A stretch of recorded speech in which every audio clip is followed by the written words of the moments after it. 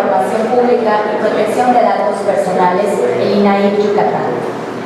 Con motivo de las Jornadas de Protección de Datos Personales 2019, les ofrece la conferencia especializada en protección de datos personales en posesión de los sujetos olvidados, que impartirá el maestro Ricardo Luébano Barreto, subdirector de Mecanismos de Co-Creación en el Instituto Nacional de Transparencia, Acceso a la Información y Protección de Datos Personales, a quien le agradecemos hoy su presencia. Saludo con respeto a las autoridades de nuestro pleno. Al maestro en Derecho, Aldrin Martín Briceño Conrado, comisionado presidente del INAI Yucatán.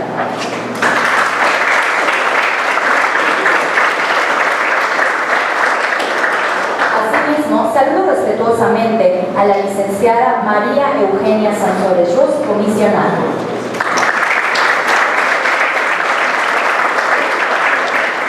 Se encuentra con nosotros esta mañana el doctor Carlos Fernando Pavón Durán, comisionado del Instituto. Bienvenido. También agradecemos la presencia de los integrantes del Consejo Consultivo del INAI. La maestra Adriana de León Carmona, bienvenida. Se encuentra con nosotros la maestra Maribón Doris Candila Echeverría.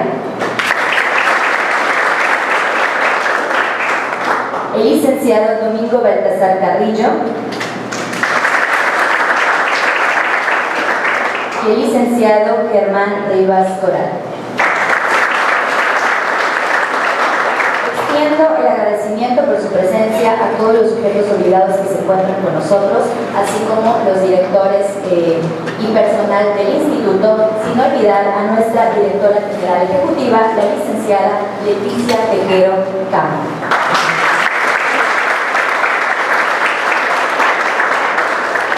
Para dar inicio a esta conferencia, escucharemos el mensaje de bienvenida del maestro Aldrin Martín Briceño Conrado, a quien le solicito respetuosamente acercarse a este estrado.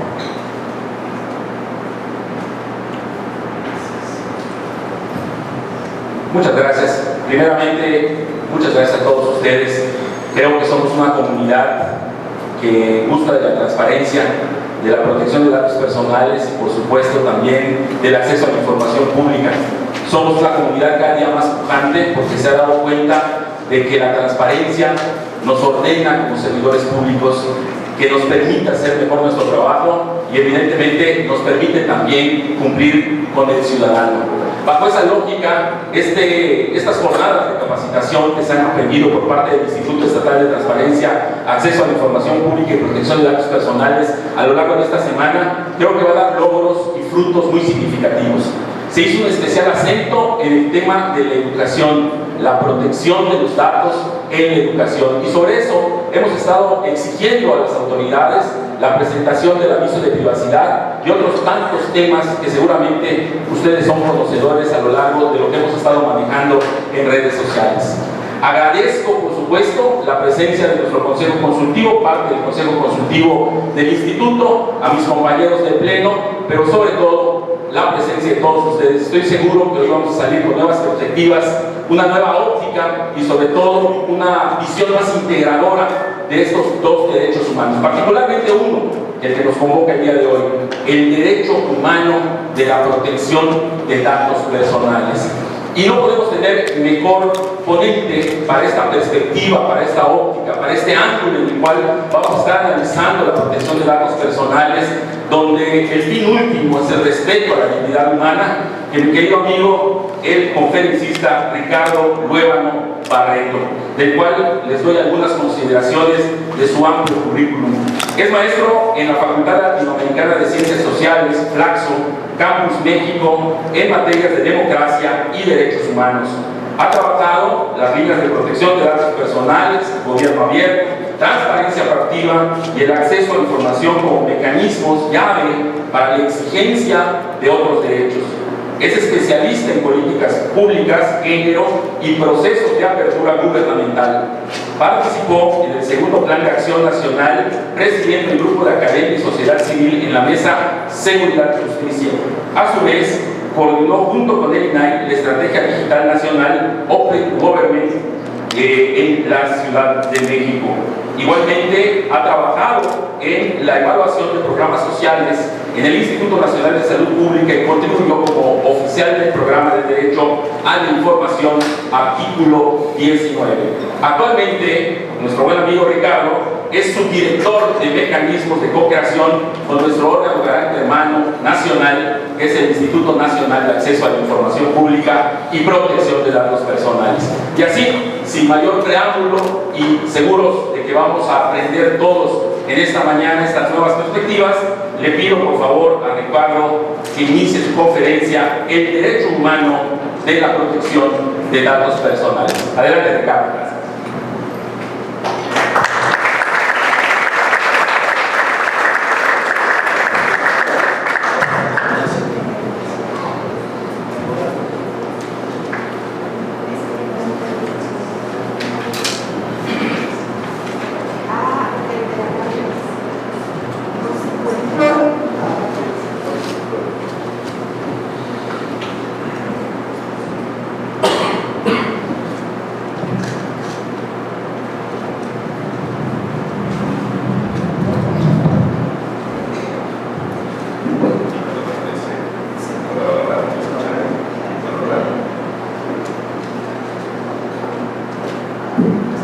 Ok, gracias. Para ese acto de magia no lo es.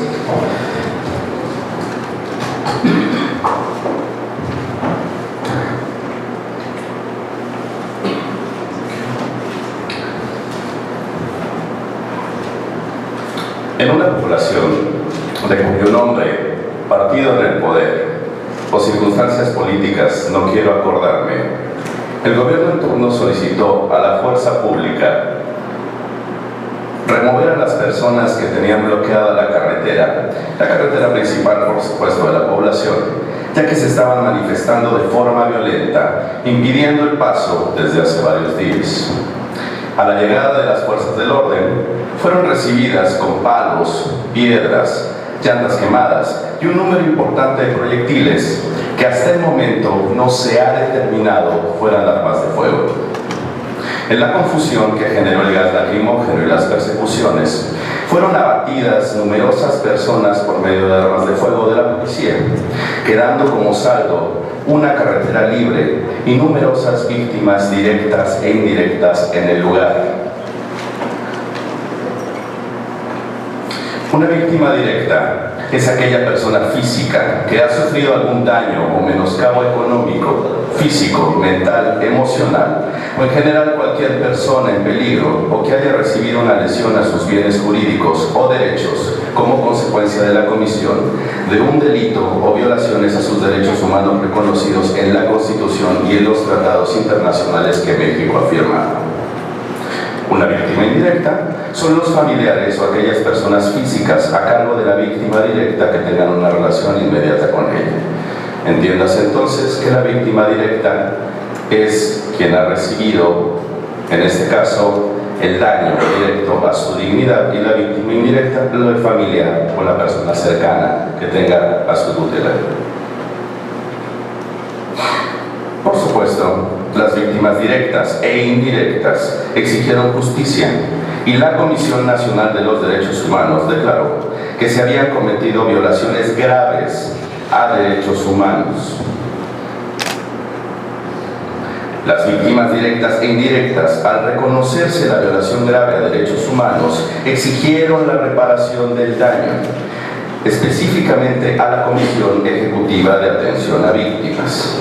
La Comisión Ejecutiva de Atención a Víctimas atiende y apoya a quienes hayan sido víctimas de un delito federal o de una violación a sus derechos humanos. Su finalidad es que las personas obtengan verdad, justicia y reparación del daño para que en la medida de lo posible recuperen un proyecto a futuro. El daño fue reparado con millones de pesos para víctimas directas e indirectas, aunque este tipo de actuación evidentemente se repitió. Esta actuación se repitió en una bodega en el Estado de México. Esta actuación se repitió en otro bloqueo en una carretera de Michoacán. Esta actuación se repitió en un rancho por medio de un helicóptero que asesinó a diestra y siniestra a numerosas personas sin juicio alguno. Los montos de reparación que ha otorgado la CEAP han sido de muchos millones. Ojo, no estoy señalando que sea justo, útil, relevante o necesario incluso para las víctimas. Estoy introduciendo el tema que nos compete el día de hoy.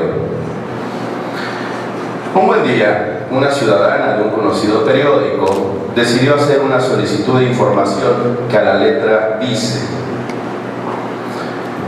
solicito la entrega de copias simples por medio de la Plataforma Nacional de Transparencia de las resoluciones emitidas por el sujeto obligado, que en este caso es la Comisión Ejecutiva de Atención a Víctimas, donde se hayan determinado las reparaciones integrales del daño emitidas en los últimos años y un listado con nombre completo de cada víctima, zona o lugar en el que vivía al ocurrir el acto, lugar de la violación a sus derechos humanos o de sus familiares, entendiendo nuevamente víctimas directas e indirectas, y montos de reparación que la Comisión Ejecutiva de Atención a Víctimas ha dado a cada una de ellas desde que entró en vigor la nueva Ley General de Víctimas. No les sorprenderá una pregunta de este tamaño, que seguramente la reciben. Y aquí se encuentra nuestro punto de partida.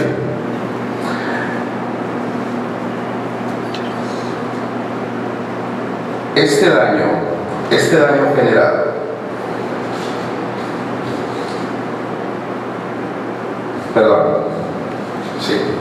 aquí se encuentra nuestro punto de partida.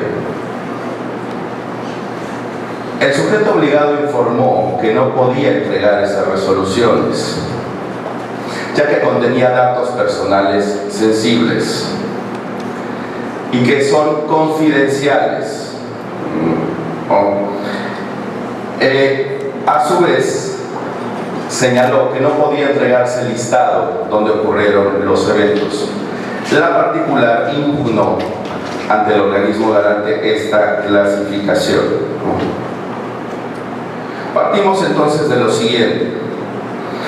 Es posible argumentar que se viola el 5º y el 115 de la Ley General de Transparencia y Acceso a la Información Pública en materia de violaciones graves a derechos humanos.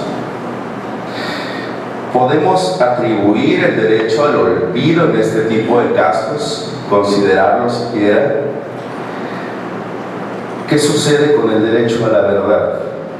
No solo el interés legítimo de la periodista, sino la verdad y la memoria histórica en la sociedad o de esta sociedad en conjunto frente a hechos atroces como los que acabamos de ver dentro de una violación grave a derechos humanos. ¿Un aviso de privacidad sería suficiente para exponer los datos? Son algunas preguntas que pretendo que contestemos, evidentemente en conjunto, no lo voy a hacer solo, al final de esto. Mi nombre, como se mencionó hace un momento, es Ricardo Luébano y pertenezco a la Dirección General de Gobierno Abierto, y a nombre del comisionado Joel Salas y del director general de Gobierno Abierto, Francisco Álvarez, quiero agradecer la invitación del INAIP Yucatán, por supuesto, a través del comisionado presidente Aldrin Briceño, del comisionado Carlos Pavón y la comisionada María Eugenia Sansores. Y un especial agradecimiento a Laida Cárdenas, amiga desde hace muchos años y promotora de la reforma constitucional, junto con un gran colectivo que en ese momento se llamaba Colectivo por la Transparencia. Cerrando el espacio de la formalidad, quisiera preguntarles quiénes, si pueden levantar la mano por favor, quiénes son abogadas y abogados. Ok. ¿Penalistas? ¿Algún penalista? ¿No? En materia de derechos humanos, levanten la mano las y los abogados que conocen el contexto de derechos humanos y que tienen experiencia en derechos humanos. Muy bien. Ahí tenemos algo importante que pensar, ¿no? Porque de inicio, y esto es muy importante,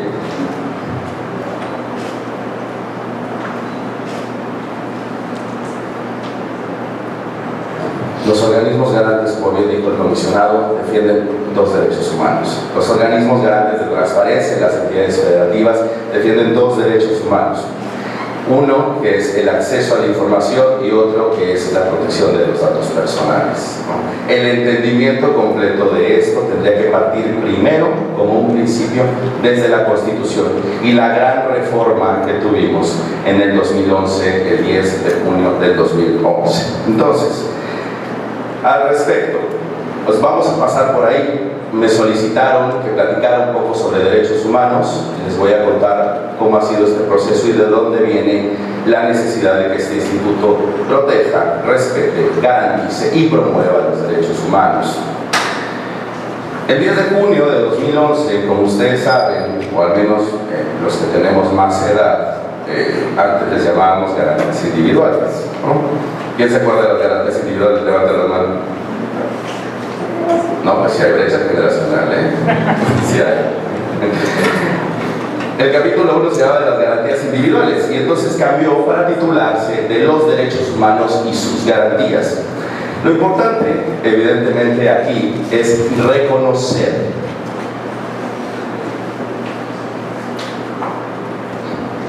esto.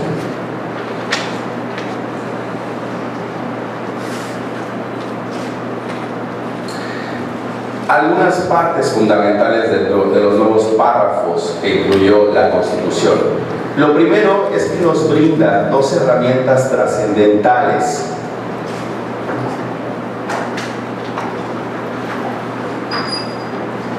Dos herramientas que no son ahí. Oh, bueno. Dos herramientas trascendentales. La primera es la interpretación conforme. Y la segunda es el principio pro persona. Gran parte de lo que transformó el párrafo constitucional, el primero constitucional, es que amplió, de acuerdo a 4 obligaciones y 4 principios, el esquema de derechos humanos. Entonces, tenemos 4 obligaciones de Estado para todas y todos los servidores públicos. Estas 4 obligaciones las tiene que cumplir este organismo garante de transparencia cada día que pasa de acuerdo al primero constitucional, que es sin lugar a dudas el eje rector de la Constitución, de las leyes federales y por ende de las leyes estatales, ¿no? Entendiendo esto, necesitamos plantearnos cuáles son las 4 obligaciones que adquieren las instituciones por medio del Estado en materia de derechos humanos. Entonces, quisiera preguntar, ¿dónde está el micrófono?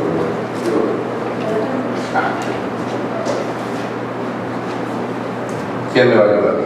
Que no lo va a hacer solo, por supuesto. ¿Me ayuda? Sí.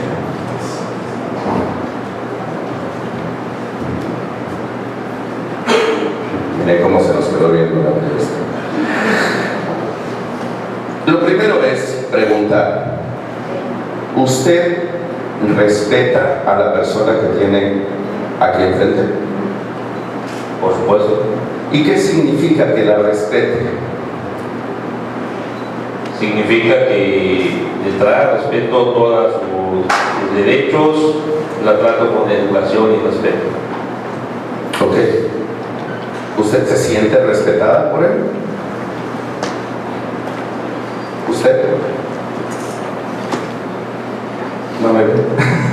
¿Usted se siente respetada por él? El respeto está desde el momento que mi integridad no es dañada. Ok, muy bien. Entonces, el respeto es una acción de no hacer, ¿se percatan? Es yo no voy a hacer algo porque respeto profundamente, respeto lo que dicen los demás, ¿no? Si hubiera llegado y el comisionado presidente me hubiera puesto el pie, claramente me hubiera faltado el respeto, ¿no? O me hubiera dado un café muy caliente, no es cierto, ¿no? Claramente faltaría ese respeto. El Estado también tiene obligaciones. Ustedes aquí en Yucatán, en este organismo garante, también tienen obligaciones. Y esta obligación es respetar, no hacer acciones que van en contra de 2 derechos humanos, que son el acceso a la información y la protección de datos personales, ¿no? Entonces, su obligación de respetar está en ese sentido. La siguiente es, usted me puede ayudar ahora que tiene el micrófono, ¿qué haría usted si le pidiera que lo protegiera a él? Si yo le pido, protéjalo de la comisionada que le va a dar ahorita un coscorrón. Cuidar, velar, ¿no? Cuidar, lo cuidaría. Si le pidiera esta parte que se protegieran de esta otra parte, si se dan cuenta tendrían que hacer algo así. Es una acción. En el caso del respeto es no hacer. En el Estado no se hace cosas y se respeta a la ciudadanía, no solo a la ciudadanía, a las personas, evidentemente, porque puede ser un inmigrante, transmigrante, emigrante, etcétera, y el respeto es el mismo. Entonces, en el caso de la protección, sí es una acción de hacer. Ustedes protegen los derechos humanos. En la medida en la que protegen los derechos humanos, tienen que hacer. Están obligadas y obligados a hacer. Se entiende la diferencia entre el respeto y la protección, obligaciones de Estado. Pero además hay otra cosa. ¿Le puede pasar el micrófono a él, por favor? Después de la protección que le brindo. Si yo te pido una garantía a cambio de prestarte dinero, ¿cómo harías efectiva esa garantía? ¿Qué necesitarías? ¿Eres abogado? Bueno, yo supongo que sabrás qué necesitas.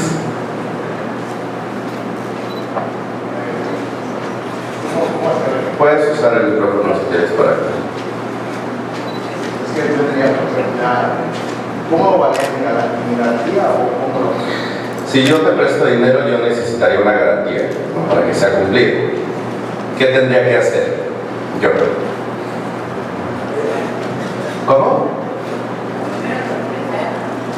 Tendría que documentar, tendría que hacer un contrato, ¿no? ¿Abogado o no? Ándale. Para que yo pueda garantizar algo, eso tiene que ser cierto, exigible. Y el Estado en sus obligaciones también está el garantizar. Les voy a decir algo, a diferencia de la protección de datos personales, no se enojen y no se vayan. El acceso a la información es un derecho en muchísimos sentidos garantizado. La protección de datos no aún. No vayan a decir por ahí que lo dijo el INAI, borra eso por favor.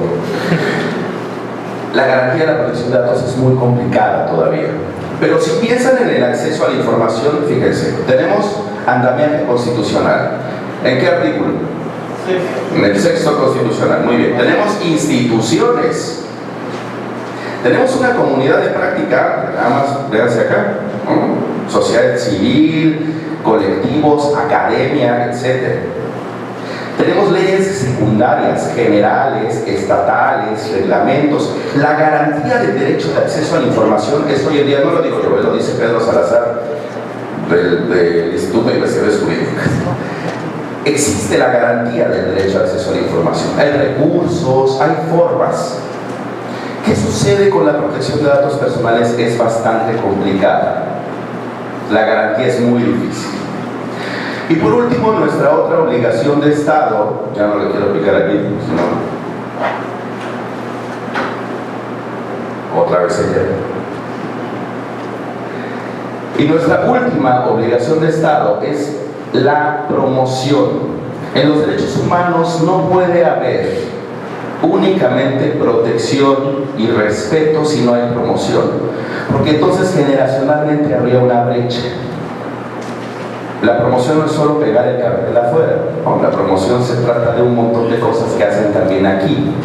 Talleres con cierta lengua, talleres enfocados a mujeres, talleres enfocados a personas víctimas, periodistas, etcétera, etcétera, etcétera. Lo que hacen con la promoción es ampliar el derecho de acceso a la información y de protección de datos personales. Entonces, en esa medida, si se percatan, las obligaciones del INAI se están cumpliendo, ¿no? Volvemos.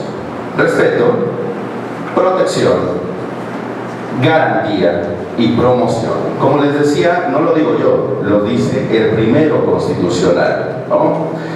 Primero constitucional lo dice en su párrafo 2, que ahora mismo les voy a poner en cuanto lo encuentren. Muy bien, nuevamente se los enseño, abrácenlo, quiéranlo, es de lo más bonito que vamos a tener esta generación. No voy a decir ningún comentario partidista, esperemos que se mantenga, pero todas las autoridades en el ámbito de sus competencias, otra vez ustedes y como servidoras y servidores públicos, tienen la obligación de respetar, proteger, garantizar y promover los derechos humanos de conformidad con los principios. Están obligadas y obligados, no hay forma. ¿Entendido esto? Que parece regaño, no lo es. Vienen los principios entonces, además, de acuerdo a ciertos principios. La universalidad. ¿Quién me ayuda para que no escuchen mi voz 30 veces? ¿Qué es el principio de universalidad? Es para todos. Es para todos y todas, ¿no? O sea que si yo soy una mujer indígena y me descubre Cuarón, yo tengo los mismos derechos ese día que el día que estoy pisando la alfombra roja, ¿no? Está medio complicado, ya veo. El principio de universalidad es bastante complicado. La interdependencia. ¿Qué es la interdependencia? ¿Qué me ayuda? Es una conexión entre los derechos humanos. A lo mejor al garantizar uno también estás garantizando otro. Efectivamente, probablemente mi derecho a la alimentación pueda ser garantizado gracias a una solicitud de información que fue hecha por medio de acceso a la información. No hay una interdependencia. La indivisibilidad. ¿Quién me ayuda por ahí? Por acá, muy serio. No me hagan bajar a darles el micrófono. ¿Qué es indivisible? Además de la materia. Indivisible significa que no te puedo dar medio derecho humano, ¿no? Oye, estás medio embarazada. No, pues estoy embarazada, ¿no? Entonces, te voy a dar medio derecho humano a la alimentación. O sea, ¿cómo? Me vas a dar la mitad de la ración de... O sea, los derechos humanos al final no se pueden dividir, ¿no? Y por último, la progresividad. Siempre, siempre, siempre pensando en perspectiva a mediano, a corto y a largo plazo por medio del diseño de políticas públicas, ¿ok? En consecuencia, el Estado deberá prevenir, investigar, sancionar, reparar las violaciones a derechos humanos que los términos de la ley establezcan. Esta parte de aquí, que dice, este primer párrafo, el segundo párrafo, las normas relativas a los derechos humanos se interpretarán de conformidad con esta Constitución y con los tratados internacionales de la materia, favoreciendo en todo tiempo a las personas la protección más amplia. Esto significa que nos dio dos herramientas fundamentales: la interpretación conforme y el principio pro persona. La interpretación conforme es que estas normas de derechos humanos, ojo, de derechos humanos, no derecho mercantil, no de otro tipo de derechos humanos, se deben interpretar de acuerdo a la Constitución política y a los tratados internacionales.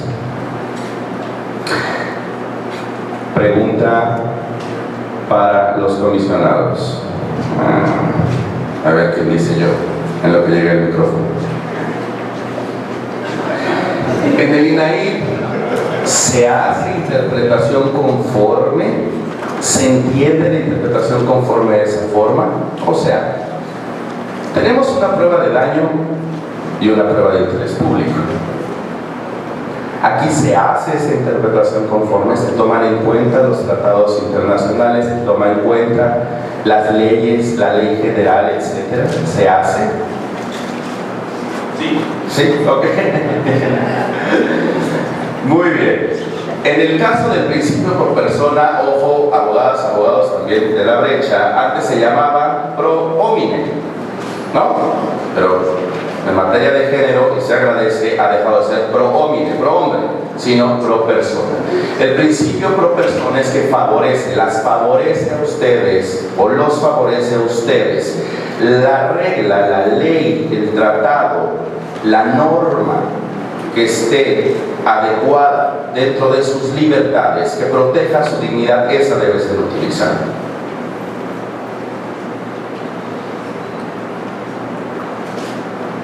Entonces les decía, es muy importante pensar, si yo les pregunto, ¿se hace interpretación conforme aquí?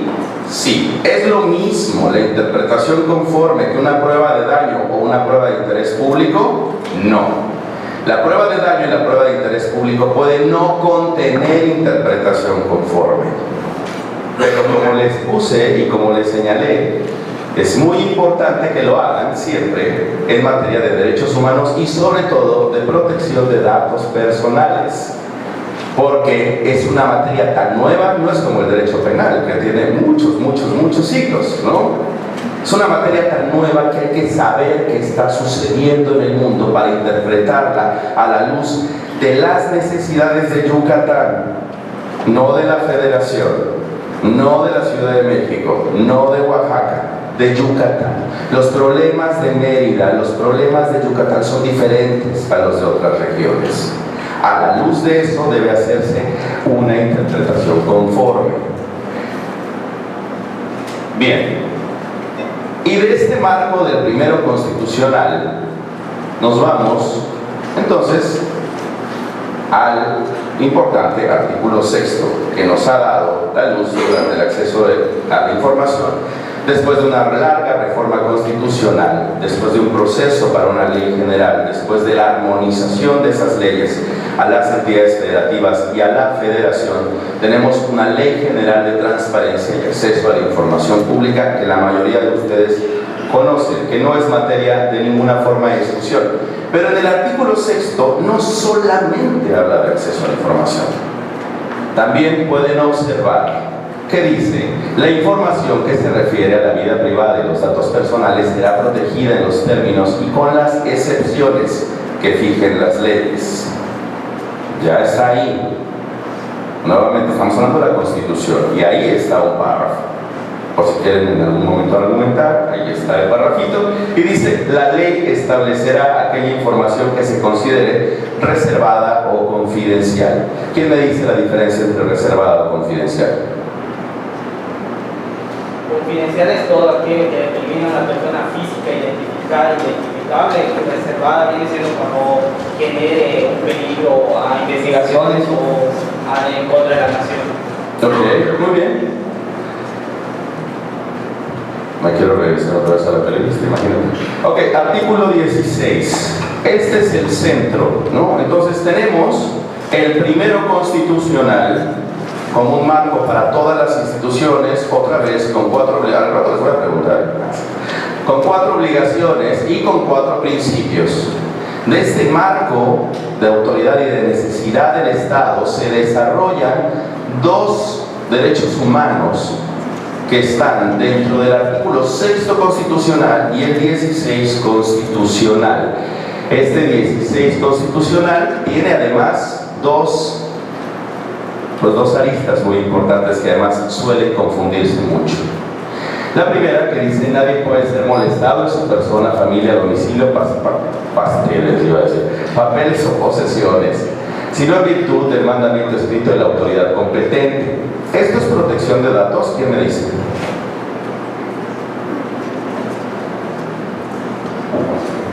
Por allá, compañero, ¿me ayuda?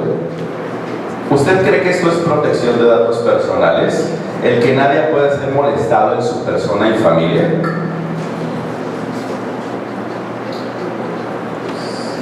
Sí, por protecciones es simplemente la invitación a que reveles tu información. Considero que sí, o sea, no estás... El simple hecho que te están refiriendo una información y tú te estás negando y tienes un respaldo de una protección que te permite que no estás obligado a responder si no estás de acuerdo. Si yo estoy en mi casa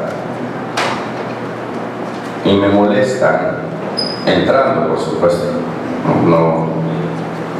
no la vecina aventándome algo, entonces se está violando mi protección de datos personales. Quiero que alguien levante la mano y me diga ¿Quién va por el sí? ¿Se violan mis datos personales cuando alguien va y se mete a mi casa? ¿Quién dice sí? Entonces todos dicen no. Allá. ¿Le pueden dar el micrófono al chico de cuadros, por favor? Tú.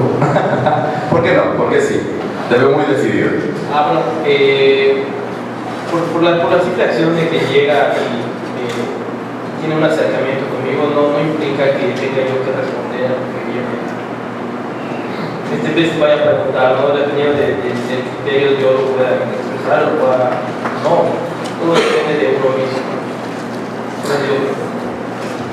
¿Cuál es mi derecho a la privacidad? ¿Es el mismo que el de protección de datos? No, gran confusión. Vamos. En el artículo 16, el primer párrafo, habla de privacidad. No es lo mismo que protección de datos. Y por eso me voy a dar a la tarea de leer el segundo párrafo. Perdónenme, me gustaría una voz más suave por allá. Toda persona tiene derecho a la protección de datos personales, el acceso, rectificación y cancelación, así como la oposición, evidentemente, en los términos que fije la ley, que es, ahorita les voy a dar el marco, pero es la Ley de Protección de Datos Personales en posesión de sujetos obligados y la Ley de Protección de Datos Personales de particulares, posesión de particulares, la cual establecerá los supuestos de excepción a los principios que rijan el tratamiento de datos. Tratamiento, otro nombre que tendremos que aprender, por razones de seguridad nacional, disposiciones del orden público, seguridad y salud públicas o para proteger los derechos de terceros. Entonces, nuestra primera tarea es entender lo que respeta, protege, garantiza, promueve el INAI, es la protección de datos personales o la privacidad. La protección de datos personales, despegándonos de este tema, que por supuesto hay condiciones al respecto, ¿no? Pero puede ser que la privacidad también tenga que ver con acceso a la información y con otro tipo de ponderaciones de las que vamos a hablar más adelante. Es trascendental. No es lo mismo privacidad que protección de datos. El que salga de aquí diciendo, violaste mi protección de datos porque te aventó una pelota de béisbol a la ventana, pues vamos a dormir, ¿no? Entendido el punto, protección de datos personales, estamos hablando de datos, ¿sí? No de intimidad, no de mi casa, no de papeles, domicilio, posesiones que tengo dentro de mi espacio privado. Por ahí vienen algunos autores después. Entonces tenemos, de acuerdo al marco constitucional, algunas premisas. Esta es mi primera conclusión. Los organismos garantes de transparencia como ustedes, como el INAI de Yucatán, protegen, respetan, promueven y garantizan dos derechos humanos: el acceso a la información pública y la protección de datos personales. Y deben hacerlo por medio de una interpretación conforme de acuerdo al principio pro persona. ¿Fácil? ¿Paso? Eso. Hay que sellarlo ahí muy bien. Les preguntaba hace rato por la prueba de daño y por la interpretación conforme. Vamos a protección de datos personales. Me voy a hacer a un lado del acceso a la información.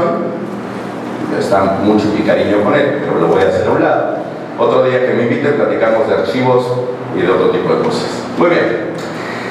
La protección de datos personales, entonces, no me voy a echar toda la historia, pero surge básicamente en los 70s, a grandes rasgos, cuando las redes, cuando la información empieza a intercambiarse de forma desordenada, surge entonces esta protección de datos personales. Empieza a ser muy importante dónde está mi nombre, dónde está mi número telefónico. Los 70s, y es muy importante porque recuerden que la Segunda Guerra Mundial del 39 al 45, el holocausto y los millones de personas que murieron tenían que ver mucho con registros. Ese cataclismo que cambió a la humanidad y sobre todo al derecho internacional generó que fuera mucho más importante resguardar los datos. En Alemania se resguardan los datos con mucho recelo, porque nunca sabe qué nuevo presidente pueda cambiar las reglas, las leyes, o qué nuevo dictador pueda cambiar las cosas. Y todo eso está en su escritorio, ¿eh? Porque ustedes lo tienen que proteger. Entonces, busca proteger la privacidad, la dignidad y la autonomía de las personas. La dignidad como un derecho humano, la autonomía de acuerdo a las libertades y la privacidad de las personas. La protección de datos personales protege la privacidad, pero no es lo mismo, nuevamente. No porque se garantiza un derecho humano por medio del acceso a la información, significa que el acceso a la información es el derecho a la alimentación. Y facilita el tratamiento de la información personal que hacen las organizaciones públicas y privadas, ¿no? ¿Está muy pequeña la letra? ¿O yo estoy ciego? Ok, me disculpo.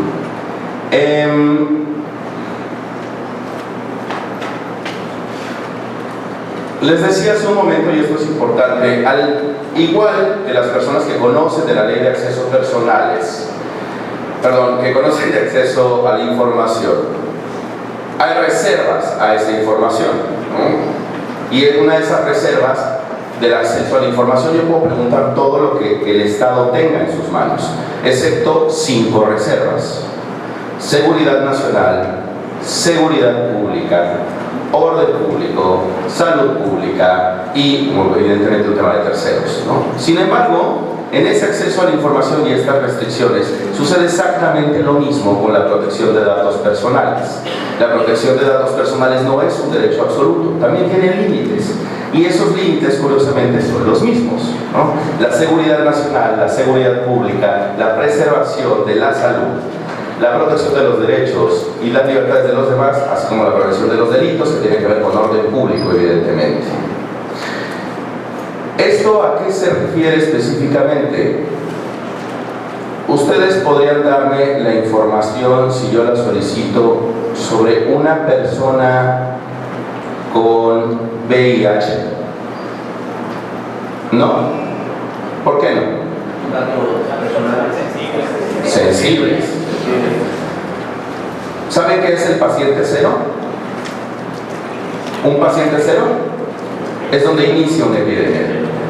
Y si fuera el paciente cero, habría que ponderar, ¿no? Habría que hacer una prueba. Exactamente. Entonces, no es absoluto. ¿Quién decide eso? Acá, ¿no? Por medio, si Dios no da luz, de una interpretación conforme.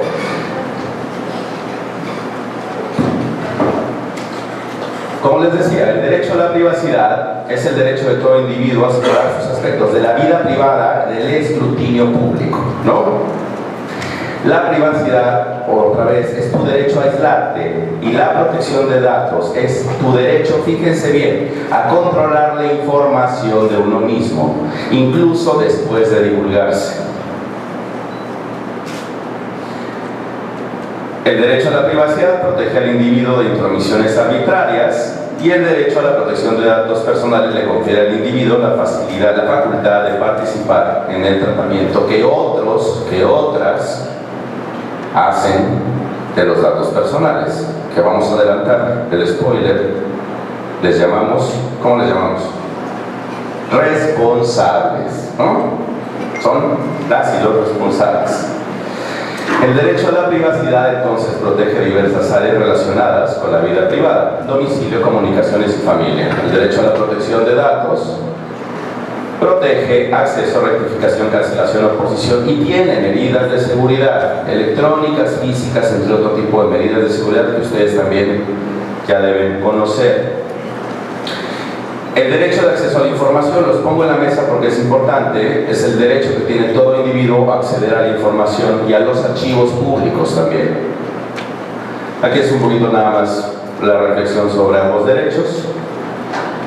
Nuevamente el 16 constitucional y los fundamentos legales que les decía hace un momento, ¿no? Hay una ley general de protección de datos personales, una ley general que debe armonizarse de acuerdo a las entidades federativas y la federación.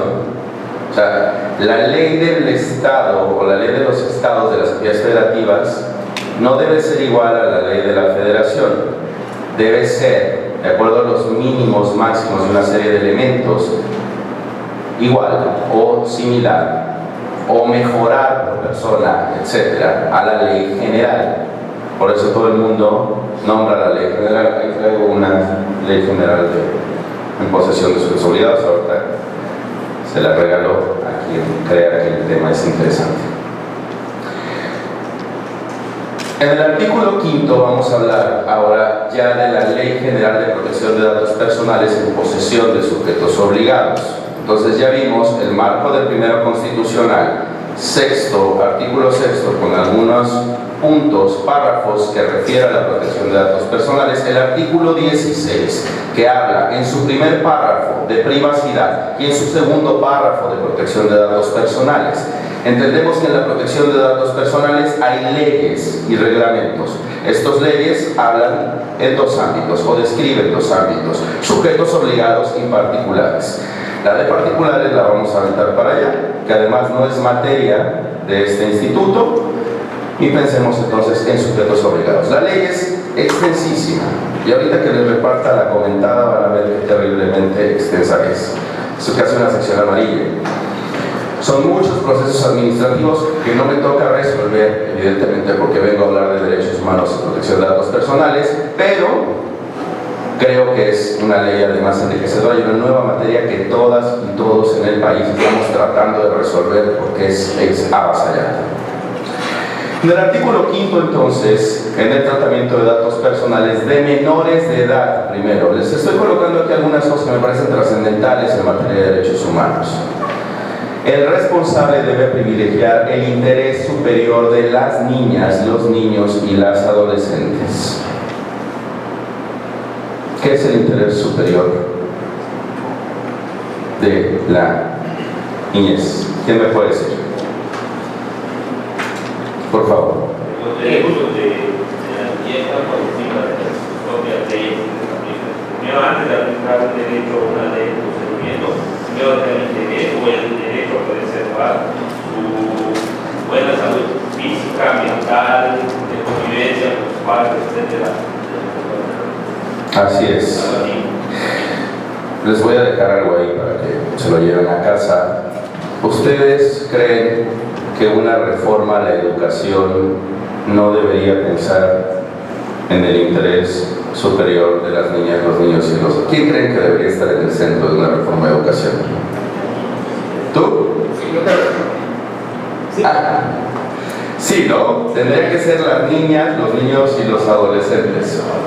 Por ahí en el centro parece que luego están los sindicatos, parece que luego están las reformas laborales, etc. Bueno, en contexto eso es importante que lo piensen también cuando se interprete o se haga algo. El interés superior de la niña y el niño.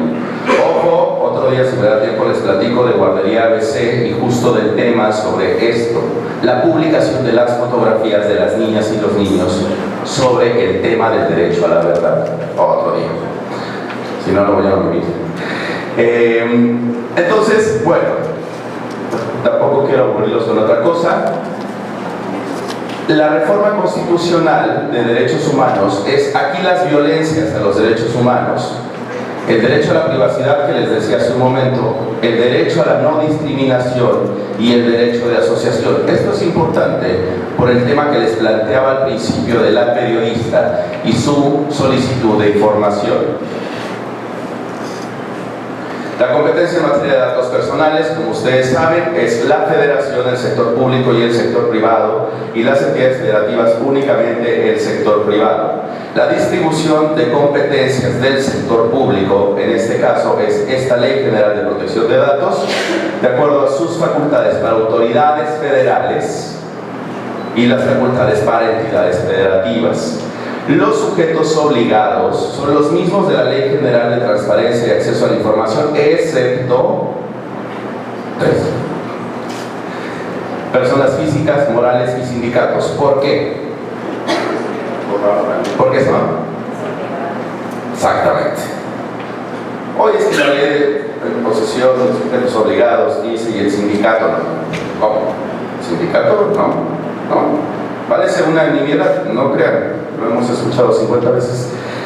Conceptos clave, pues los datos personales. ¿Qué son los datos personales? Es cualquier información concerniente a una persona física identificada o identificable. O sea, las fotos que me están tomando ahorita, por ejemplo, pues me hacen identificar, ¿no? Sé que me va a dar aviso de privacidad.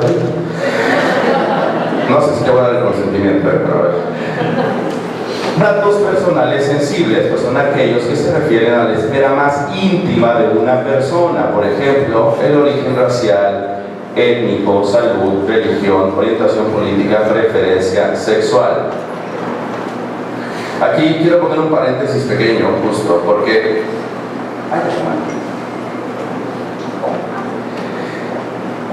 hace unos más o menos 4 semanas, colectivos de personas que viven con discapacidad tuvieron la oportunidad de visitar algunos lugares, o tenían la necesidad y la oportunidad también, porque ellos la pedían, de visitar algunos lugares para hablar de plataformas accesibles en materia de discapacidad. Y esto significaba colocar una serie de elementos, de pantalla, de otras cosas dentro de los mismos portales. Y acudieron al INAI a revisar el sitio web para ver cómo estaba conformado en materia de gobierno abierto y transparencia proactiva. Las personas sentadas tenían una discapacidad visual. Bueno, no tenían, perdóname, ese día me corrigieron y casi me dan un golpe, me dijeron no es tenía, no es que me lo des. Viven con esa discapacidad. Y entonces, sentados, les tomaron fotografías y se subieron a redes sociales. ¿Ustedes qué pensarían de eso? ¿Quién me ayuda pensando? ¿Es posible subirlo a redes sociales? ¿Por qué no? ¿Por qué? En todas las redes sociales de todos los temas. ¿Sí? O sea, no podríamos tener nada en redes en realidad sin autorización. Si yo me tomo una selfie aquí, necesito pasar con cada una de todos ustedes para que me firmen, ¿cierto? Sí. Pero además hay una condición muy especial. Son datos personales sensibles y se vuelven sensibles inmediatamente. Es posible que tú en el tweet no identifiques que las personas no ven. Pero cuando tú le pones Luis María, Luis Renato, etcétera, personas que viven con discapacidad visual, vinieron y tal, y lo publicas en una red, aunque solamente tengas un seguidor, se está, qué amable, gracias. ¿Se está violando la ley o no? Datos personales sensibles. Si una de esas personas el día de mañana quería ir a un trabajo o hablar solamente por teléfono para un trabajo y alguien descubre que era la misma persona y que tiene esa discapacidad y no le da el trabajo, ¿qué estamos haciendo? Discriminación. Revictimizando, violentando sus derechos, etcétera, etcétera, etcétera, etcétera. Por supuesto, su amigo yo hizo un aviso de privacidad que tenía su consentimiento, pero si no, hubiera sido una catástrofe. No, es muy importante pensar en esas fotografías. Nos hablan del fotógrafo, ya está corriendo.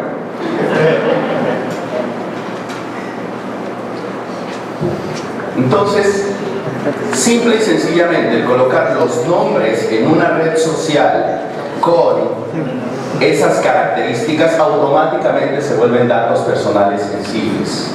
Y en el caso justamente que al principio les colocaba de violaciones graves a derechos humanos, es exactamente lo mismo, tiene esa condición.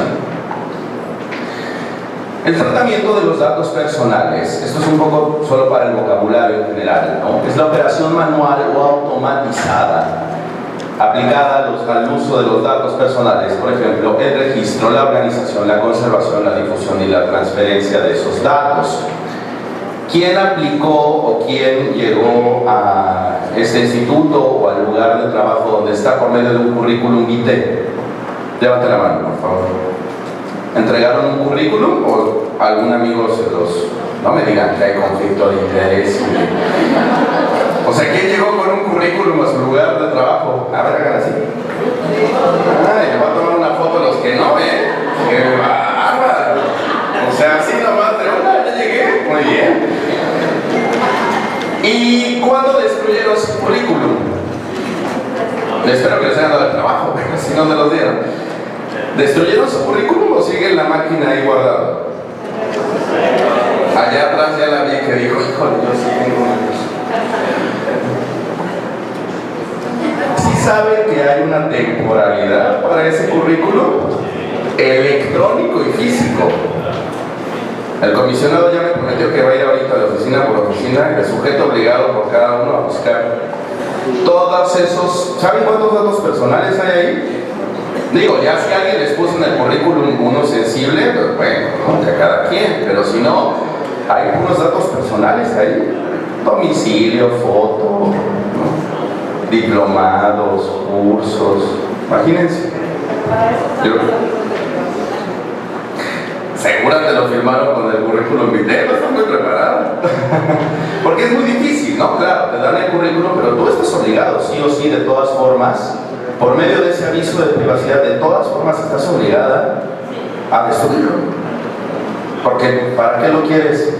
Para toda tu vida, ¿no? Es importante mantenerlo. Ya que eres contratada o contratado, ojo, entonces se abre un expediente y te vuelves servidor público, servidora pública. Ya es otra cosa, ¿no? Las leyes se aplican de otra forma. Pero todas esas personas que no se quedaron y nada de, oye, espérame, pero ¿sabes qué? Se lo voy a dar a mi comadre Juana, que está en otra institución, a ver si ella quiere, ¿no? Y de mandárselo, porque entonces eso es el tratamiento, es una transferencia de datos. Entonces, hasta en el tema del currículum hay que tener bastante cuidado. Y como les decía, el andar pasando ese currículum, además otras 10 instituciones, porque quieres mucho a la amiga o al amigo, es transferencia, que significa toda comunicación de datos personales dentro o fuera del territorio mexicano, dentro y fuera. Por eso interpretación conforme es importante. Realizada a persona distinta del titular, del responsable o del encargado. El titular de mis datos personales soy yo. La o el responsable es quien recibe mi currículum. Pero si después yo se lo mando a Manpower, bueno, no sé si alguna empresa, pues entonces hay un encargado, ¿no? Y todo ese proceso requiere un consentimiento y un aviso de privacidad, ¿no? No puedo andar por ahí dando datos. Sí puedo, claro, pero voy contra la ley y los comisionados no lo van a permitir. Entonces, bueno, me adelanté esta parte, que son las figuras clave, ese titular, ¿no? Los responsables, que en este caso son los sujetos obligados, deben tener un comité de transparencia. Están obligadas y obligados a tener un comité de transparencia y una unidad de transparencia, evidentemente, ¿no? El comité de transparencia, bueno, está integrado ya también desde la ley, ustedes lo conocen, y la unidad de transparencia, bueno, pues asesora a las áreas, se encarga de las solicitudes en materia de derechos ARCO, etcétera, etcétera, etcétera, ¿no? En el aviso de privacidad, aquí es importante, ¿quién ha hecho un aviso de privacidad? Levante la mano. No sé, ¿no? ¿Quién? A ver. ¿Quién más? ¿Simplificado o integral? ¿Por qué ambos? ¿Quién me cuenta? ¿Con el integral es suficiente? El simplificado tiene que estar en el área donde se recaban los datos. El integral se debe estar en el portal web del instituto. A ver otra vez, perdón, pero con el micrófono, porque aparte del filo sordo. El simplificado es el que se encuentra en el área donde se recaba el dato personal, o se hace el trámite, y el integral es el que se encuentra en el portal web del instituto, donde están los mecanismos de cómo ejercer tu derecho a arcos. Ya que tienes el micrófono, dime uno de los principios de derechos humanos. Imparcialidad. Ok, no. Universalidad. ¿Por qué crees justamente que hay un simplificado y un integral? el simplificado básicamente me hace conocimiento de que tengo derecho a que se protejan mis datos personales, y el integral ya como que me desglosa el mecanismo que va a seguir el instituto para proceder a la protección de datos. ¿Quién leyó el aviso de privacidad y las condiciones de Facebook cuando entró? Levanten la mano. Pues está peor que lo del currículum. Son términos y condiciones en Facebook, no te da aviso de privacidad, o sea, prácticamente te obliga a lo que ellos te dicen. Efectivamente. El aviso de privacidad está pensado para las personas que no leen más allá de 5 o 7 párrafos, ¿no? Y eso tiene que ver también con un tema de inclusión en materia de derechos humanos y el principio, o todos los principios de universalidad. Ahí entonces hay un aviso de privacidad simplificado e integral. ¿De qué forma se puede dar? Se puede dar físico o electrónico. El simplificado debe contener la denominación del responsable, el nombre, ¿no? Instituto Nacional de Acceso, etcétera, etcétera, etcétera. Las finalidades del tratamiento. Lo más complicado de ese aviso de privacidad, díganme si no es cierto, es la finalidad del tratamiento. Es muy complicado, porque yo recolecto esa información y te tengo que decir exactamente para qué, pero ya me di mucha información. Exactamente para qué. No puedo usarlo para otra cosa. Entonces, díganme por favor, ¿cuál es la finalidad? Ayúdenme por favor. ¿Cuál es la finalidad de recabar un currículum vitae, por ejemplo?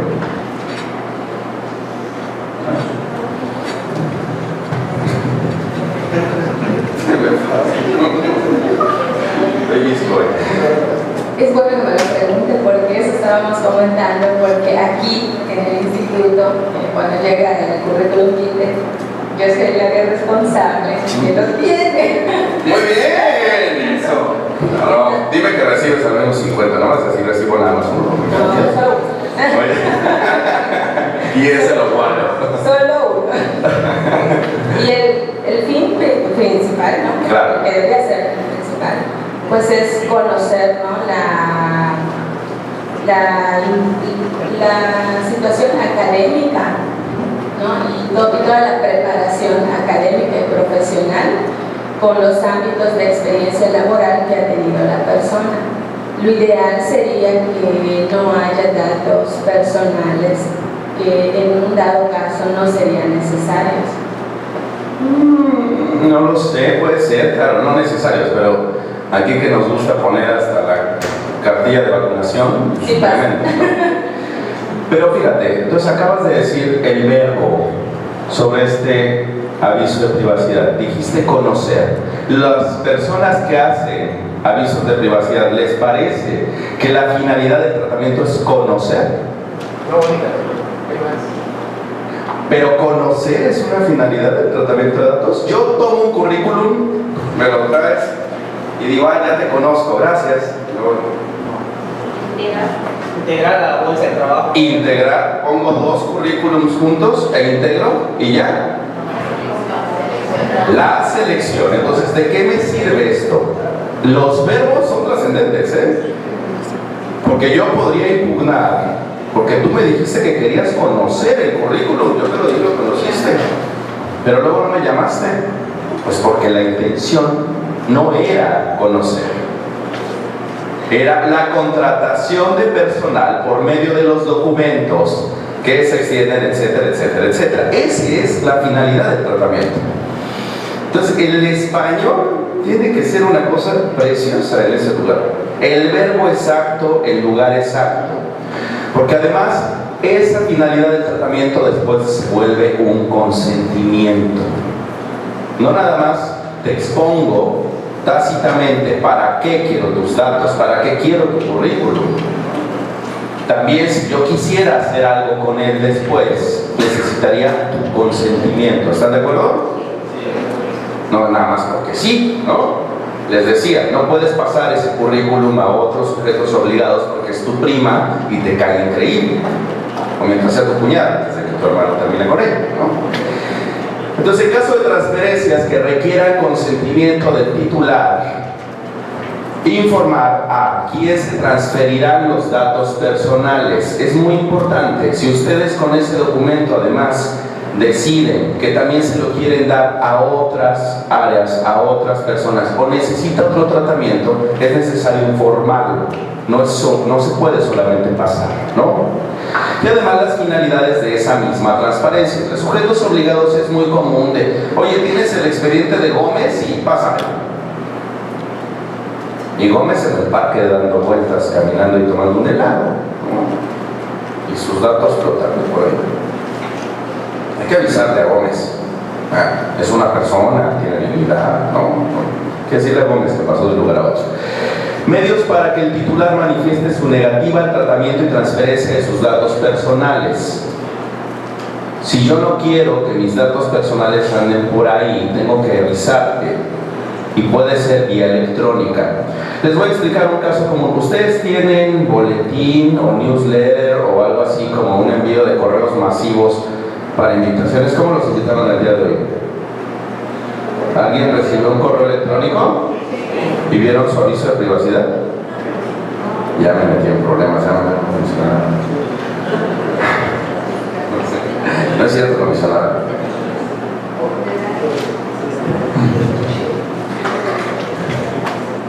En esa lista que trae nombre, apellido, edad, institución, toda esa lista,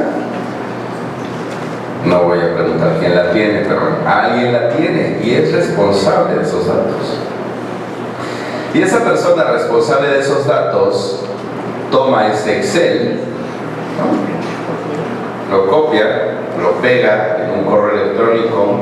Por ahí, buena onda, a veces le pone copia oculta, a veces no, y lo manda. Y todas y todos reciben información. Pues se necesita autorización para eso, porque probablemente ustedes no quieren tener esa información. Pero peor aún, no importa si la tienen o no. Ya no les cuento el tema de los celulares cuando les llaman de los bancos, ¿no? Sería otra cosa. Pero ¿qué pasa si ustedes no quieren estar en esa lista? ¿A quién le van a llamar para decirle que no quieren estar en la celda A8 de ese Excel? Pues el correo debería decirlo, ¿no? Ah, no, pues es que yo le regreso el correo al mismo y entonces le digo a esa persona que no quiero estar. No.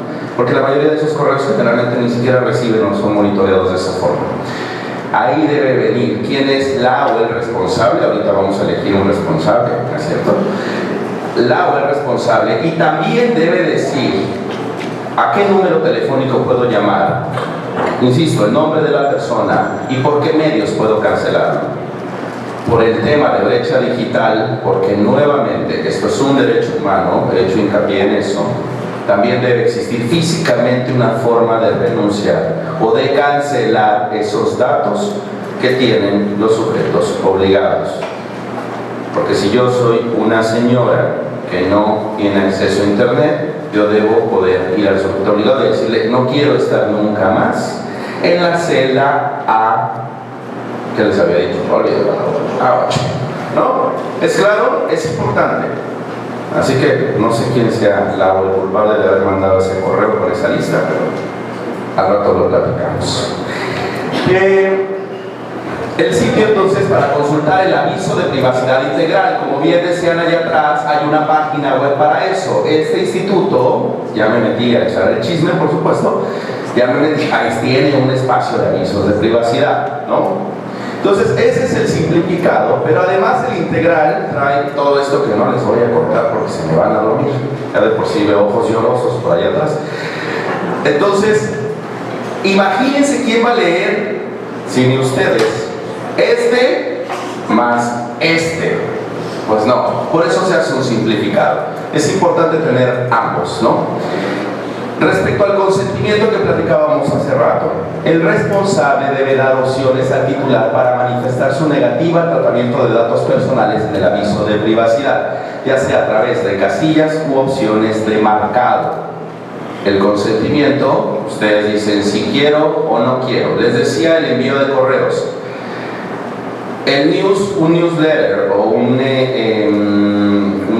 blog, por ejemplo, o algo que se envía por correo electrónico, cuando llega a mi correo electrónico, yo tendría que haber dado el consentimiento de esa llegada. Por primera vez puede llegar, pero yo puedo cancelar esos datos o ponerme esos datos, rectificarlos o acceder a esos datos. ¿Saben cuál es la diferencia de oposición y cancelación? ¿Quién me dice? ¿Alguien sabe? Perdóname, tengo que te levantes como 30 veces, ¿verdad? ¿Quién me dice? ¿Qué es cancelar un dato? Eso es lo más evidente. Eliminar el dato, ¿no? Lo cancelo, lo elimino. Muy bien. ¿Y oponerme? Es que no se utiliza que no se utiliza para ciertas cosas. Exacto. La oposición, porque todo el mundo dice, me quiero oponer al... No, o sea, sí, pero ¿quieres cancelarlo? ¿Lo quieres borrar completamente? ¿O solo te opones a una cosa que no quieres que suceda?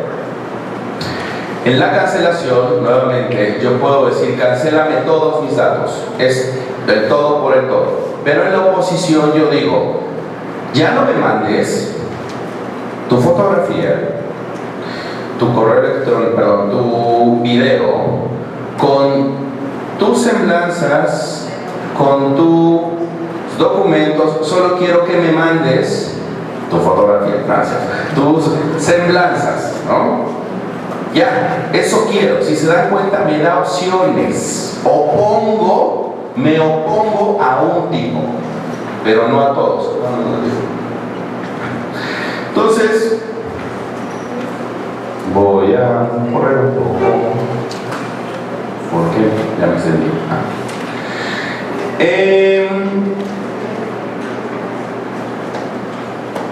Les decía entonces, creo que me estoy viendo todas las preguntas. Ok, aquí estamos, en los saltos, ¿no? Les decía entonces que tenemos derecho a acceder, a rectificar, a cancelar y a oponerse al tratamiento de los datos, ¿no? Los derechos ARCO pueden ejercerse en cualquier momento por su titular, ¿no? Ya quedamos que la y los titulares somos pues, los únicos dueños de los datos, dueños, ¿no? El ejercicio es gratuito, evidentemente,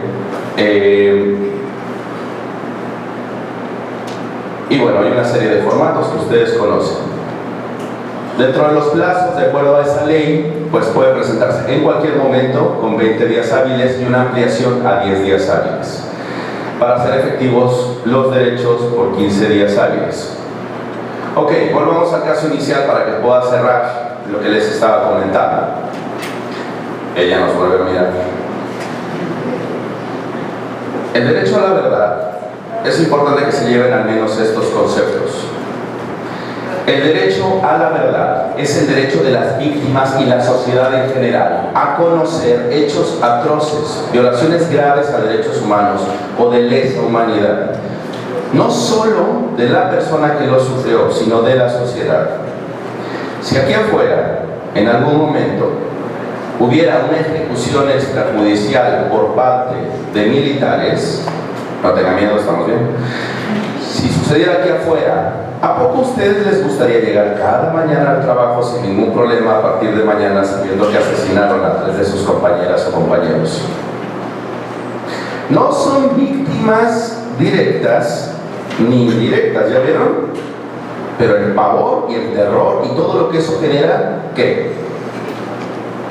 Ese es nuestro derecho a la verdad. Nuestro derecho a la verdad existe en la Ley General de Víctimas, no está inventado, es un derecho latinoamericano de mucha trascendencia. Hoy en día mucha gente habla de justicia transicional. Ojo con justicia transicional, otro día les cuento también, pero ese no es el término. El término es derecho a la verdad. Entonces, en este derecho a la verdad se ha construido o se construyó a partir de las dictaduras militares en Latinoamérica.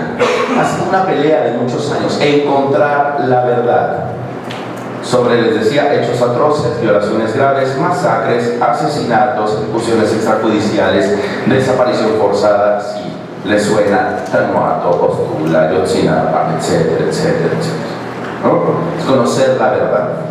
Y está en nuestro marco jurídico mexicano. En el caso del derecho al olvido, ¿habían oído algo del derecho al olvido? Anda muy de moda entre protección de datos personales.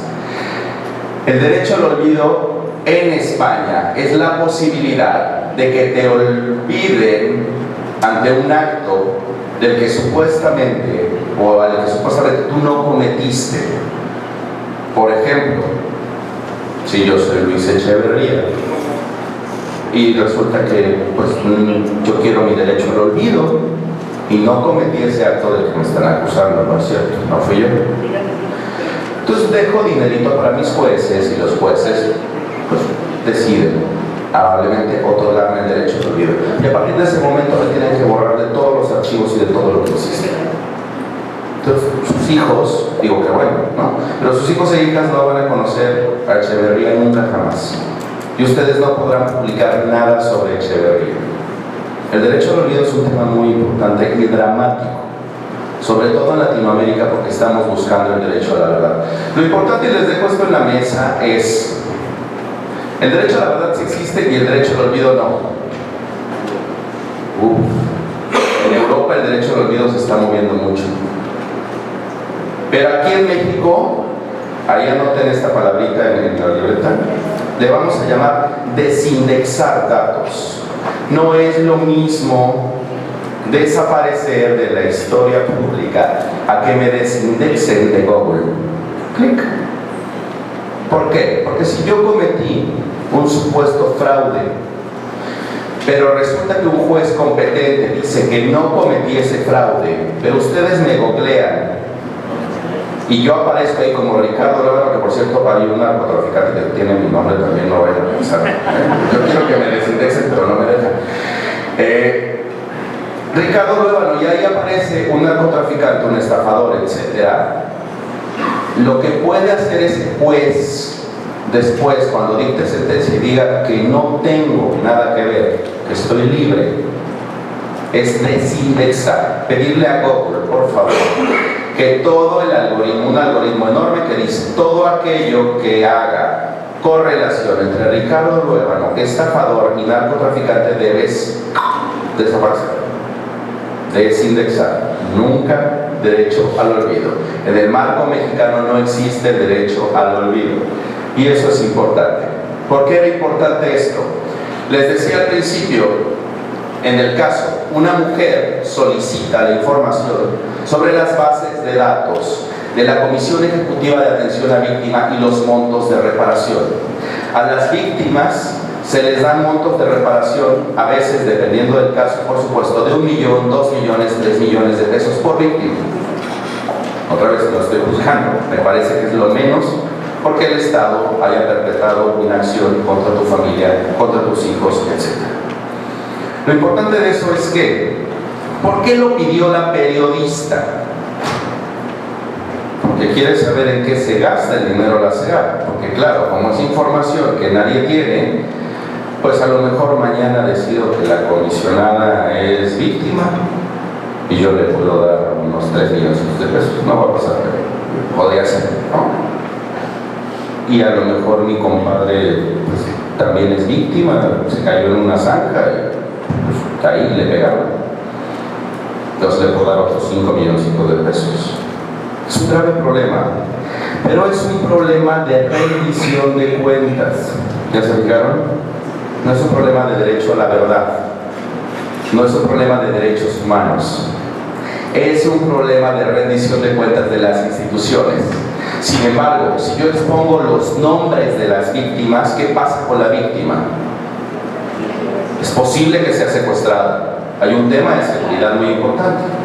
Es posible que sea revictimizada, además. Porque, a ti te pagaron 5 millones y no me pagas la tanda, ¿no?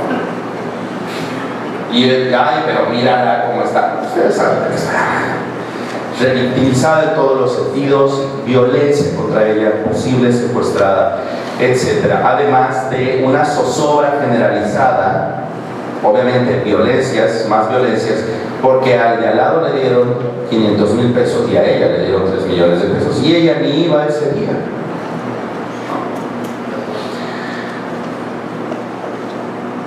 Hagamos una interpretación conforme a esto. Una periodista solicita esa información.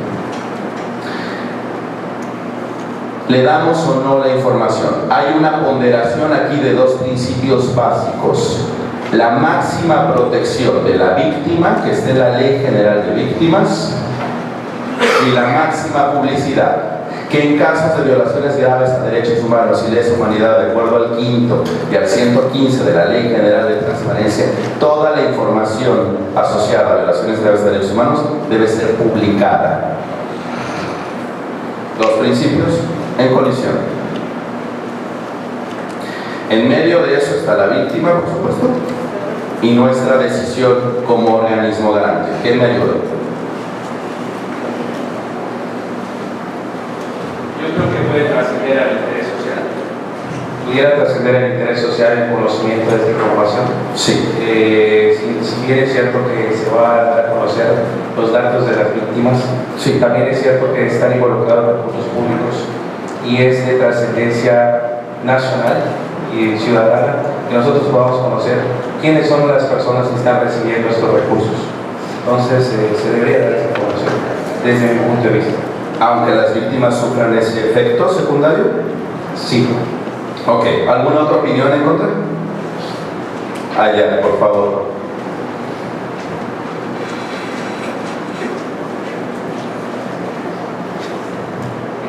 Hola, buenas tardes. Considero que se contestaría todo lo que pregunta, a excepción de los datos personales de las víctimas, o sea, nombres, direcciones, domicilios, pero sí se le puede proporcionar la información en cuanto a la cantidad que se le fue otorgada a X persona derivado de tal consecuencia real. Justo la víctima, la periodista, no, la respuesta, porque fue esa la respuesta del organismo, del sujeto obligado. Te doy cifras globales, no quiero cifras globales, quiero conocer la verdad, quiero saber en qué se está gastando. Pero otra vez, es muy importante entender, ¿abona el derecho a la verdad el conocer los montos de las víctimas? No, porque el hecho, no está hablando del hecho atroz, no está hablando del asesinato. Lo que quiere es el nombre de la persona y el monto. Está abonando a un tema de corrupción, no de violaciones graves a derechos humanos. Entonces, el 115 y el 5º de la Ley General de Transparencia no tiene cabida. No hay acceso total, porque lo que quiere es saber la institución en qué gasta. Y cuando ponderamos el derecho a la verdad, el derecho de acceso, la protección de datos personales, que además, ojo, son sensibles. ¿Por qué son sensibles los datos personales de las víctimas? ¿Alguien me puede decir? Dignidad. Por dignidad, ok, pero además, una víctima del Estado, ¿no le suena como a que traía una ideología por ahí? ¿La discriminación? Además de la discriminación, tú puedes detectar cierta ideología política, supuestamente a través de algo tan fuerte como un soldado asesinando a un familiar.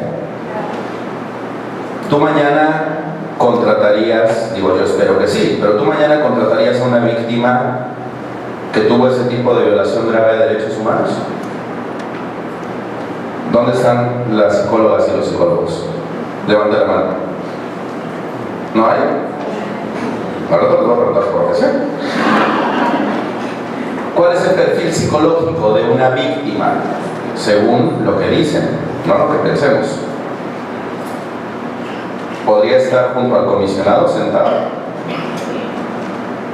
No hay ningún problema. El problema es nuestra percepción de eso. Nuestra percepción sobre la dignidad de una persona que tuvo esa vulneración a ese nivel. si hay una violencia directa contra su dignidad, y eso lo hace datos personales sensibles. Entonces, ponderando nuevamente el derecho a la verdad, el derecho de acceso a la información, la protección de datos personales sensibles, el derecho de las víctimas. En el centro está la víctima y la información es para control del Estado y rendición de cuentas. No se abre esa información. La víctima primero, no sin las víctimas. Inclusive en alguna mesa en el INAI en la que hubo oportunidad de escuchar a algún compañero de estos fondos de reparación para las víctimas, un gran problema era que no todos los estados estaban virtiendo la información en la plataforma que guardaba el registro de cómo los estados estaban haciendo la aplicación de estos recursos. No todo el mundo estaba dando esta información o alimentando la plataforma, lo cual también provoca pues esa cierta suspicacia o discrecionalidad que provoca este tipo de preguntas, uno. Y dos, respecto a la vinculación o pues a otorgar el nombre de las personas, yo creo que todos recordamos el caso de un soldado, sí, ¿no?, que participó en un tal operativo, además de fallecer, fueron y ejecutaron a su familia completa. Sí. Entonces, cuando hablamos de la develación de este tipo de datos, pues también el contexto nacional está dándonos una parte del análisis que no podemos obviar a la hora de determinar o de resolver ese tipo de situaciones. Claro. Lo trascendente como instituto garante, como organismo garante, es la ponderación de derechos, si se da cuenta.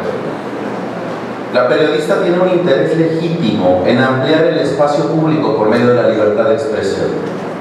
Pero las víctimas y este tratamiento de datos al final sistematizado pone en riesgo y vulnera a las personas. Pero no en todos los casos. Este es un caso especial y por eso vamos siempre caso por caso, ¿no?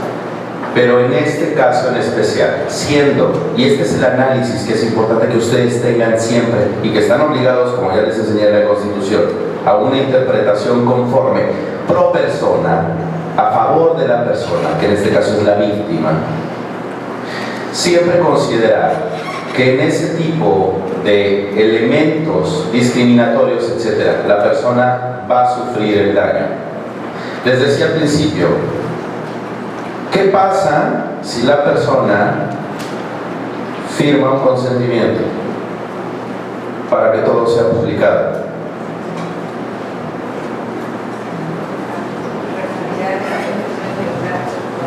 Es su derecho y lo puede hacer. Ahora, este es un tema que ahora, justo como dijo la comisionada, es muy importante. Sucede en México con estas aristas. Yo les quiero decir que en Argentina, en Chile, esto ya se resolvió, porque ¿saben qué pasa en muchos lugares? La reparación del daño a las víctimas por ejecuciones extrajudiciales, masacres, desapariciones, etc., son públicas. La disculpa es pública para generar memoria y verdad pública. Entonces la víctima se para aquí. Así como sucedió con Lidia Cacho hace unas semanas, por cierto, que la secretaria de Gobernación, Olga Sánchez Cordero, ofreció una disculpa en el nombre del Estado. Se para la víctima aquí, se paran las autoridades aquí, y casi como si fuera el Teletón, cheque. Es un tema. Acá tenemos otras características, pero eso le toca evidentemente al Pleno, ¿no? Pues bueno, creo que para mí sería todo. Ella nos vuelve a ver, los dejo con esta bonita imagen de ella furiosa porque no se le dio la información, y bueno, pues les agradezco el tiempo que me brindaron. Muchísimas gracias.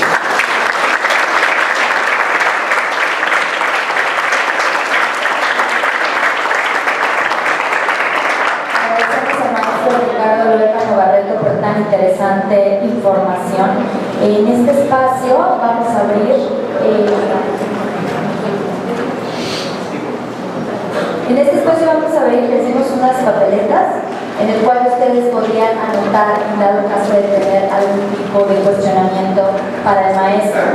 Entonces, no sé si alguno de ustedes tenga alguna pregunta que hacer.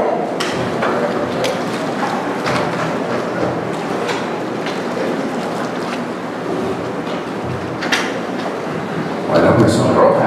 Muchas gracias. Asimismo, pasaremos al finalizar. ¿Tienes alguna pregunta? Sí.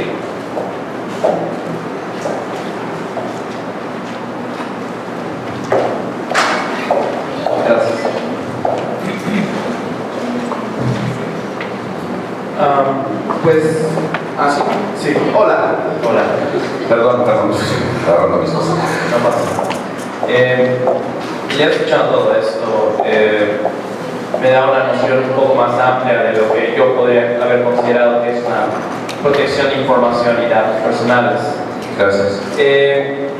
Quisiera, o sea, mucho de esto trata de víctimas y directas e indirectas, y al ver en todas sus diapositivas la víctima es inocente, ¿qué pasa si se le considera culpable de algún acto? Puede también exigir que se le remueva, bueno, tal vez no en su totalidad, pero por ejemplo, conozco otra situación de un español que por un altercado que tuvo en México no puede tener trabajo en España. Es un ejemplo nada más así. No, claro. Te lo agradezco. Y él pide a las autoridades mexicanas que se le remueva. Y fue algo así, sí fue un delito.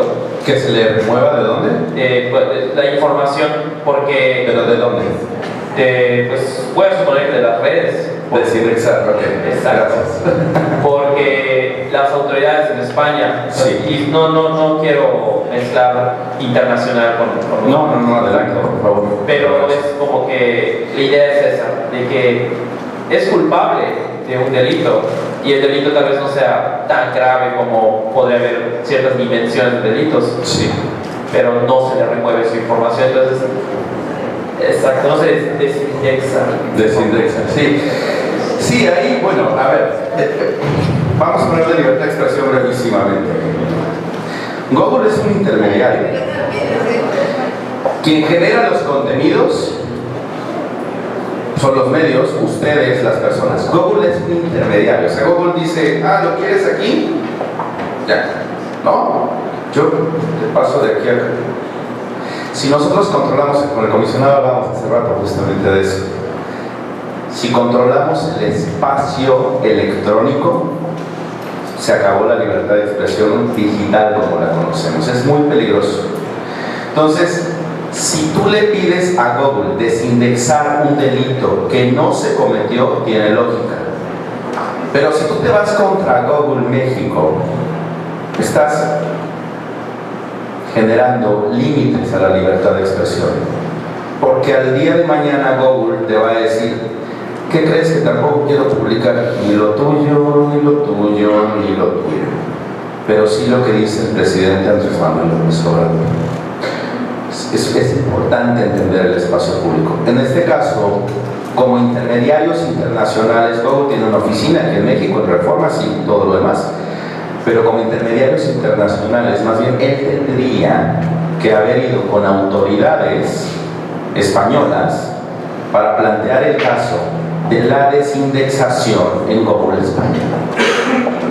Porque si acá es culpable, supongo que es culpable, no pueden desindexarlo, porque cometió un delito. Y así como no queremos olvidar a Echeverría, bueno, quisiéramos olvidarlo, ¿no? Pero no lo vamos a lograr, porque además creo que va a vivir otros 10 años. Así como no debemos olvidar a Echeverría, hay muchos otros actos criminales que no queremos olvidar. Y en algún momento podría utilizar la misma vía, son principios del derecho, ¿no? La misma vía la podría utilizar Carlos Salinas de Gortari, Diego Fernández Ceballos y muchas otras personas que no quiero decir porque si no vamos a tener aquí un problema de derecho a la verdad. Pero muchas gracias.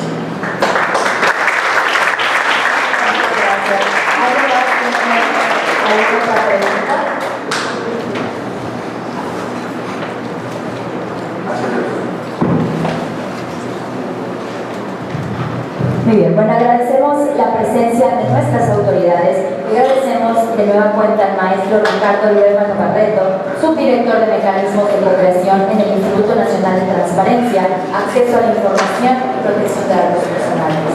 En la tarde vamos a platicar, sí, o no, ya no. Después les cuento, pero bueno, muchas gracias de verdad por su participación y por el cariño, porque además la gente aquí es preciosa. Muchísimas gracias.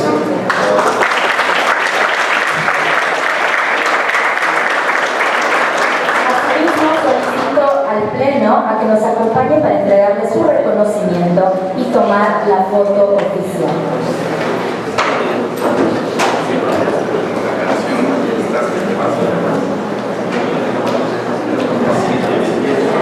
El reconocimiento es entregado por la comisionada María Eugenia Sanzores Ruz en representación del Pleno.